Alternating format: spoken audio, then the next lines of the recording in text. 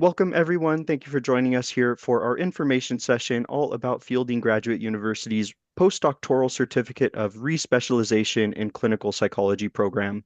My name is Brian Wallen, and I am your point of contact here as you're exploring this program and looking at Fielding Graduate University and going through the application process. So I look forward to working with you all. Also with me here today is my colleague in the Office of Admissions, that's Trevor Copeland. Trevor, thank you for being here as well today. And I'm very pleased to introduce our program director and professor, Dr. Connie Vize. Dr. Vize, thank you so much for holding this presentation today. Dr. Vize will take us through some program information before handing things back to me to go over some admissions and application and tuition related information before we wrap things up in the PowerPoint and open up for questions afterwards. So Dr. Vize, thank you again. I will go ahead and hand things over to you. Okay, well, welcome everyone. Uh, as Brian said, I am the program director for both the clinical PhD program and this respecialization in clinical psychology program. And so, what does the RCP mean? Okay, so the program is designed to help you become eligible to sit for licensure as a clinical psychologist. We have a list on our website of places we know that this RCP program allows you to sit for licensure, but you should also be sure yourself to check with the state where you plan on getting licensed to see if they have this respecialization path to licensure. Um, you want to look at the board requirements for licensures. Most most boards require classes that are consistent with these discipline-specific knowledge areas of APA. And also requirements for licensure include supervised clinical experience as a trainee in practicums and internship settings. So those are the two basic requirements usually to sit for licensure as a clinical psychologist. So for this program, who can study? Who do we accept into the program? First of all, you need a PhD in a non-clinical area of psychology, developmental, social psychology, um, any kind of facet like that. We have some PhDs in other areas of psychology as well. Your doctoral classes in that original PhD should have a Psi designation in the class. So it should be Psi 1100 or Psi whatever. And that way it's very clear when we're reviewing your transcript that the doctoral degree was in the area of psychology and not something else like counseling, for example, or social work. And then you also need to make sure that you took classes consistent with the discipline-specific knowledge areas. So did you have history and systems or multicultural or developmental, social, cognitive, affective? If you are missing any class, we will make sure that you take that class while you're in the RCP program. Now, if your classes don't have a Psi designation, the decision about whether they'll be accepted by a licensure board rests with them. They make the decision. When it's a Psi designated program, it's clear to them that that course counts. So that's why we only take people who have PhDs in Psi designated programs. What does this program look like? Well, our educational model is distributed learning, which means we have classes both at a distance and in person. So a lot of the coursework does occur at a distance via Moodle and Zoom, but we also have classes and experience where you have to come in person.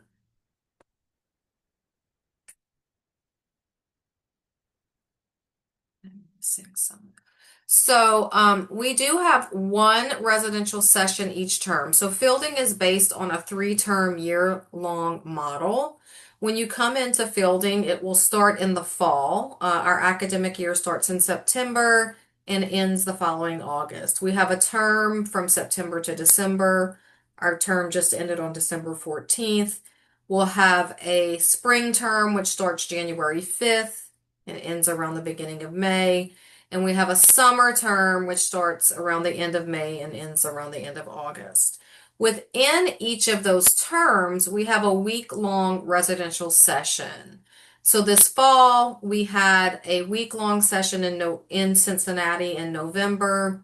This winter, we're going to have a week-long session in January. And this summer, we'll have a week-long session, most likely in California this summer. And those sessions, you go in person and you take courses in person with faculty. You also have professional development seminars. So when you apply to fielding as an RCP student, you're going to apply to a geographic location, and we're going to talk about that. About once a month, you go to this professional development seminar in your geographical region, and you meet with other students in your region and a faculty advisor. And then your in-person training, your clinical training is largely all in person. And as I mentioned, the learning at a distance courses are via Moodle and Zoom.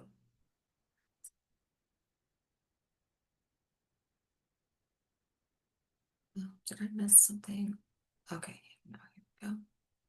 So the curriculum, you do have a few academic courses. So like I said, we'll look at your transcript and make sure that you haven't missed any courses. Most people who come in the RCP program take psychopathology and professional ethics. Like that's not courses that we typically waive. And those are academic courses related directly to clinical psychology. You have psychotherapy training courses.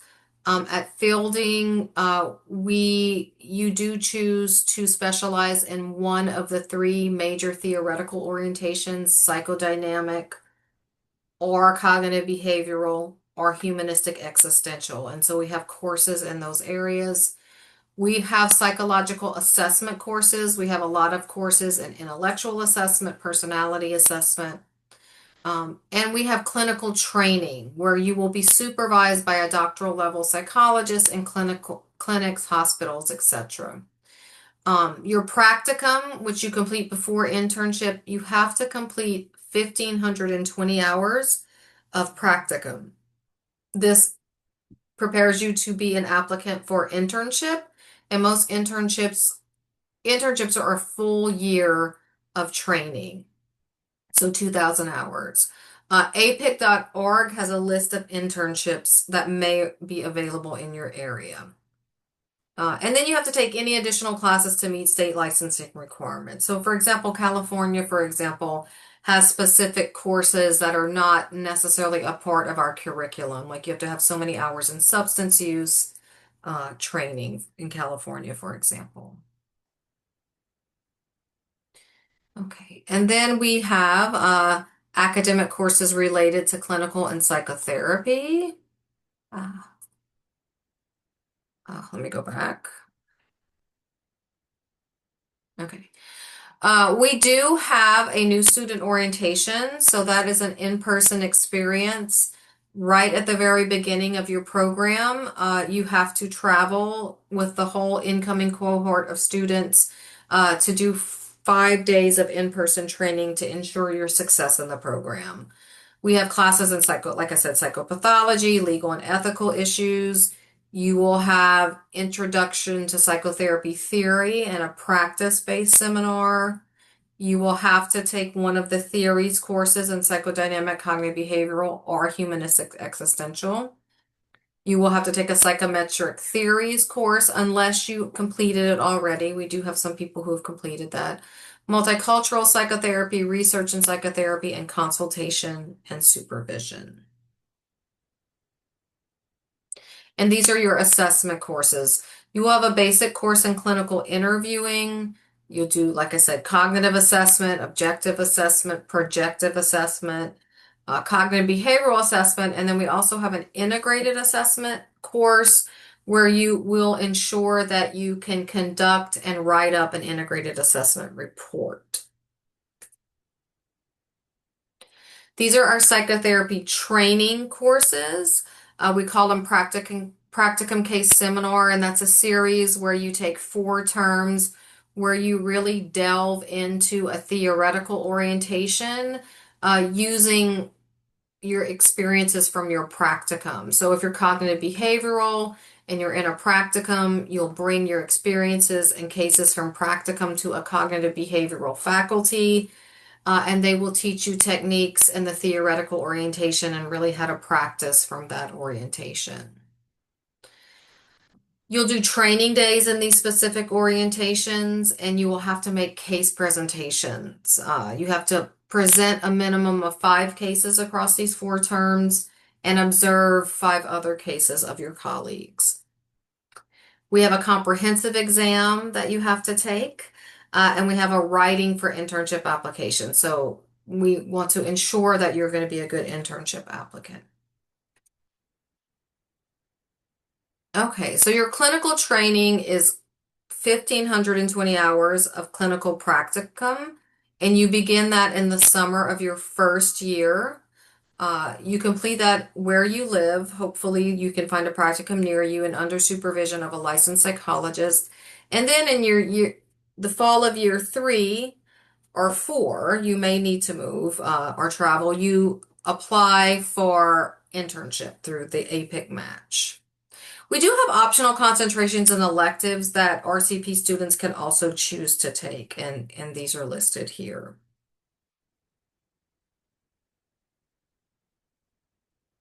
So this is what your first term would look like. We're going to go through a sample first year. So in fall, and these are people who are planning to finish the program in 4 years. It is designed to be a 4-year program. A lot of people take 5 years because a lot of RCP students who come in are working in the field at the doctoral level, and they don't quit their work until internship. So you do an NSO, a new student orientation, which is online and in person. That's right at the beginning of fall term. These would be the courses that you would take. Um, and then you would go to those PDS meetings we talked about. For the spring term, these are the courses that you would take. The legal and ethical and professional issues would be a distance mediated course. And then these other courses would occur across the term distance mediated, but they also have a significant in-person portion. You go to your PDS meetings, and this in-person portion you would take at our winter session.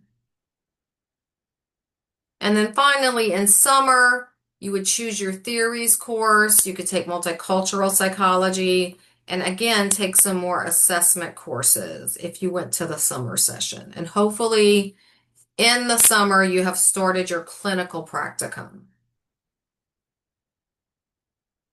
Okay, so the length of study is 4 years. Year 1, you pay full tuition, and then it's per credit thereafter. These would be the courses you would take in year 1. Year 1 courses. I'm sorry, I was looking at this slide. And then from year 1, the end of the summer term, year 1 through September of year 3, you would take your practicum. Year 2, you continue with coursework, you take your comps, and then in year 3, you apply for internship. And starting in the summer of year 3 through 4, you do your internship. If you want to be on this 4-year plan, it's essential that you start practicum in the summer of your first year, and you get 1,520 hours in 15 to 16 months. So you can sit for your comps at the end of year 2. So if you want to finish in 4 years, it requires a lot of time commitment at starting the end of year 1 through year 2. If you want to do a 5-year plan, if you're like, okay, I'm not gonna do that much practicum in the end of year 1 through the end of year 2, I'm gonna spread out my practicum work. This is what it would look like. So you just would spread the practicum from years 2 through 4, and you apply for internship in year 4, and you do your internship in ending in year 5, which is what a lot of people do, just again, because they don't want to compress all the clinical training hours in the end of year 1 and year 2. These are our PDS locations. Let's look at them on a map. So when you apply to fielding for this program, you need to apply to the location that's nearest to you geographically because you will have to travel to that site for your PDS seminars. You also will get more help and support finding practicums in the area where you live if you're in the PDS locations that's nearest to you geographically. So these are the locations that we have right now. Okay, Brian. Perfect. Thank you, Dr. Vize. So we have a bit of a unique tuition structure for this program. We do charge per credit, but we have a maximum tuition charge at 10 credits. So the tuition is 1,040 per credit, but in terms where you're taking 10 or more credits, we cap that tuition charge at 10,400 per term. Most students are taking that more than 10 credits in their first year. So most students are at that 10,400 cap throughout the first year, and then it's per credit thereafter based on how many courses or credits you're registered for in any given term. Now, for terms where you're completing practicum and internship, we charge you a 1 credit fee for practicum and internship. So that's a $1,040 per term fee for practicum and internship. So basically, that means in the last year where you're just doing internship, you just have that $1,040 fee per term. Now, students following that 4-year track will typically have a total tuition cost of about 75,000, usually even a hair under that, depending on if they meet that tuition cap in each of those first terms, and just how many credits they're taking thereafter per term. But most students will be at that $75,000 cost for the 4-year track, or even a bit under that.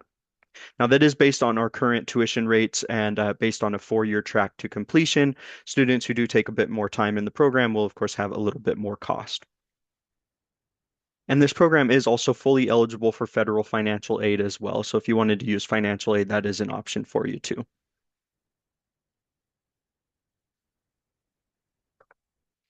So looking at the application and review process here, this program starts once per year, always in the fall. We're currently taking applications for fall 2026 up until January 28th, 2026. So that is our application deadline.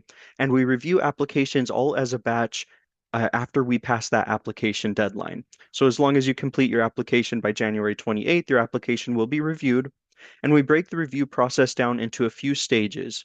So first, there is a general review of all submitted applications, and anyone moving forward through that first round will be invited to interview with a faculty member.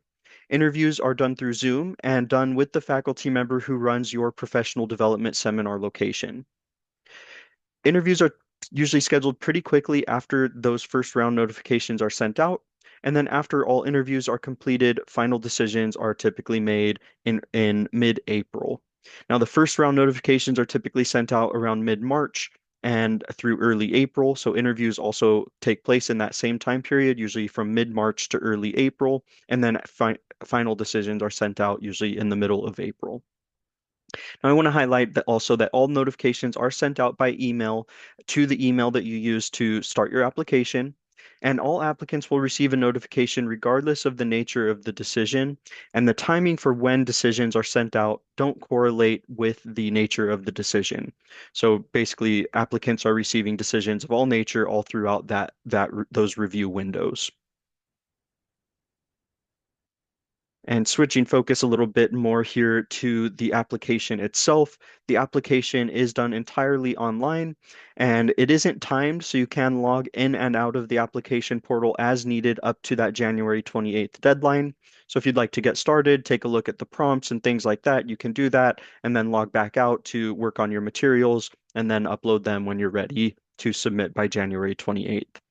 Now, for this program, we do require official transcripts from your conferred PhD in the non-clinical area of psychology. Now, we also do require official transcripts for your bachelor's degree, and really, we recommend sending all of your previous education over to us as official transcripts. But we specifically require your conferred PhD and your bachelor's degree. Now, if you've completed any of your degrees outside of the United States, we do require a course-by-course international degree evaluation from an NACES approved organization that shows equivalency to a US degree. And those do need to be course by course, which means that they show individual letter grades as well as a cumulative GPA for your degrees. Now, I also want to highlight, even if your degree was completed in English, it still needs to be evaluated if it wasn't done in the United States. Now, for your application materials, we require a statement of purpose and a copy of your CV, and then three letters of recommendation. The statement of purpose does have a guiding prompt available in the application portal. And then for the three letters of recommendation, those also need to be sent directly to us from your recommenders. So we have you enter in the names and contact information for your three recommenders into the application portal. And then once you enter in all of their names and associated contact information and you save that page, an email is sent out to each recommender with a link to a unique portal where they can upload a PDF copy of a letter for you. Now, you do need to enter in all three recommenders' names and contact information at the same time before that page will allow you to save. So you need to do all three and then save the page, and then an email will be sent to each of those recommenders. And I do recommend that you follow up with your recommenders to ensure that they receive those email requests. Every once in a while, they do get caught in spam. So it's a good idea to just check in with them after you save that page to make sure they receive the email. Now, we don't require the GRE or any other entrance exam for this program, so just what you see here on the application is everything that is required for the program. Now, normally there is a $75 application fee, but as a thank you for joining us for our information session, we will be waiving that application fee for you. And that's all automatic. You don't have to do anything on your end to activate that fee waiver. There aren't any codes to enter or anything like that. It's all automatic, so when you click to submit your application, the fee waiver will activate and bypass the fee payment page for you. Now, if you're joining us to watch the recording here, we do still grant a fee waiver for those who watch the recorded session. But to coordinate that, you'll need to just send us an email to admissions@fielding.edu, and we will get a fee waiver added to your account that way. And that wraps up the application here. Again, that deadline is January 28th, and we start the program once per year, always in the fall. There is typically that deadline in mid to late January.